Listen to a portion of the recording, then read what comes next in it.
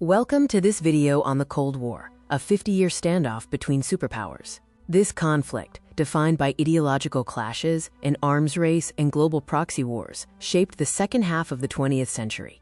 Following World War II, a new world order emerged. The United Nations was formed in 1945 to maintain peace. Simultaneously, the two superpowers, the US and the USSR, solidified their rivalry through policies like containment and Soviet expansion.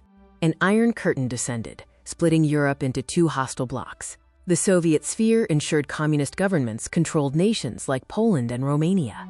These countries became Soviet satellites, isolating them from the West. The US committed to rebuilding Europe to prevent the spread of communism. The Truman Doctrine provided aid, starting with $400 million to Greece and Turkey. The Marshall Plan poured $13 billion into Western Europe, deepening the economic divide with the Soviet bloc. Berlin became the first flashpoint. After the Soviets blockaded land access to West Berlin in 1948, the Western powers launched the Berlin Airlift for 11 months. The crisis resulted in the formal creation of two Germanys in 1949. The world split into two heavily armed military alliances. NATO, the North Atlantic Treaty Organization, was established to defend member nations from communism. In response, the Soviet Union formed the Warsaw Pact with its Eastern European satellites. The arms race escalated toward the logic of mutually assured destruction, or MAD.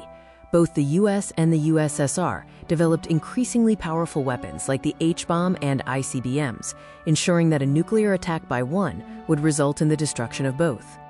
The Cold War turned hot in Korea when the North, armed with Soviet tanks, invaded the South in 1950. The ensuing war resulted in 5 million deaths and left Korea divided at a heavily fortified, demilitarized zone. The domino theory pulled the US into the long and divisive Vietnam War. The American belief was that if one country fell to communism, others would follow. US involvement escalated sharply until 500,000 American soldiers were in Vietnam.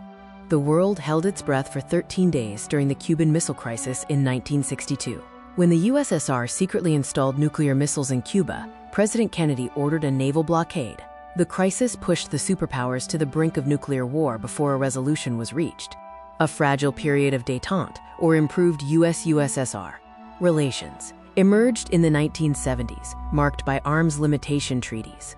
This era was shattered by the Soviet invasion of Afghanistan in 1979, which became a costly and unpopular quagmire for the USSR. Mikhail Gorbachev's reforms, glasnost, or openness, and perestroika, or restructuring, unleashed forces leading to the unraveling of the Soviet Union. His policies included renewed arms control and the withdrawal of troops from Afghanistan in 1989. The Soviet bloc crumbled as satellites broke free. Key events included the Solidarity movement in Poland and Hungary opening its borders. The symbolic point of no return was the dismantling of the Berlin Wall in November 1989, leading to the reunification of Germany. In 1991, the Soviet Union dissolved, formally ending the Cold War era.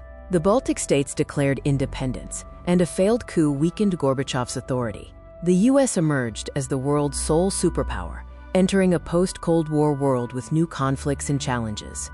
The rivalry between the US and the Soviet Union defined the 20th century, creating a world divided by ideology and nuclear deterrence. Even after 1991, mistrust and competition remain, echoing in modern conflicts, cyber warfare, and NATO expansion.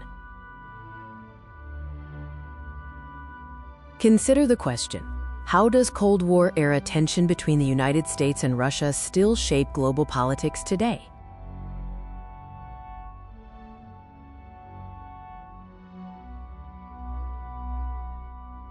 The Cold War legacy of massive nuclear arsenals, built under the doctrine of mutually assured destruction, still affects arms treaties, nuclear deterrent strategies, and global fears about escalation among nuclear powers.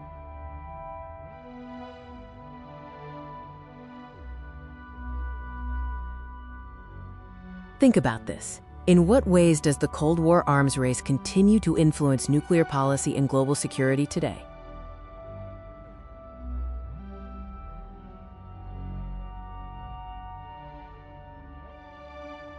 Instead of fighting directly, the US and Soviet Union supported opposing sides in regional conflicts. These proxy wars created long-lasting political instability, borders, and tensions that continue to influence global affairs today.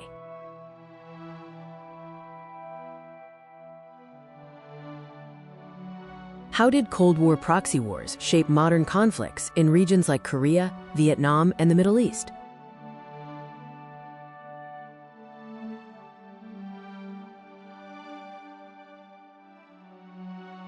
Both sides heavily utilized propaganda to promote their ideology and discredit the opposition.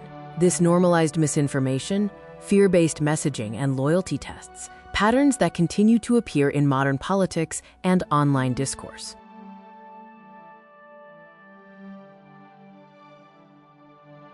Consider, how did Cold War propaganda and fear influence modern media, political messaging, and public distrust?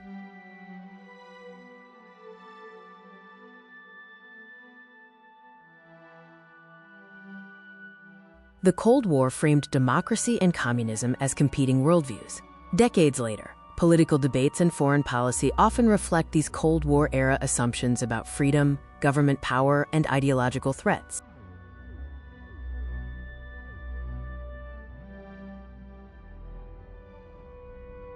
Finally, why does the Cold War still influence how Americans view democracy, communism, and national security today?